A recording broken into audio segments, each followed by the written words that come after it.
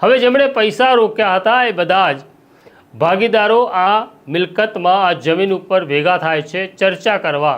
આ દરમિયાન આ નિવૃત્ત ડીવાયએસપી હતા, તેમના બે દીકરા અને દીકરી ત્યાં પહોંચે છે અને કહે છે ચાલો અહીંથી બહાર નીકળો, હમણાં જ મારા પપ્પા આવે છે। અને થોડીક જ વારમાં નિવૃત્ત ડીવાયએસપી ચૌહાણ પોતાની ઓડી કારમાં આવે છે। કારમાંથી ઉતરતા તેમના હાથમાં તેમની લાયસન્સવાળી રિવોલ્વર હતી અને પછી બેફામ બોલે છે હાથમાં રહેલી રિવોલ્વરથી। ત્યાં લોકો જે હાજર હતા તેમના પગમાં જમીન ઉપર ગોળી છોડે છે, તેમને ડરાવવાનો પ્રયત્ન કરે છે અને બીજા 3 રાઉન્ડ, આમ કુલ 5 રાઉન્ડ ગોળીબાર કરે છે। આ ઘટનાની જાણકારી મળતા અમદાવાદ પોલીસના સિનિયર અધિકારીઓ ઘટના સ્થળે પહોંચ્યા, ત્યારે પણ આ નિવૃત્ત ડીવાયએસપી બેફામ હતા, હાથમાં રિવોલ્વર હતી, બેફામ બોલી રહ્યા હતા।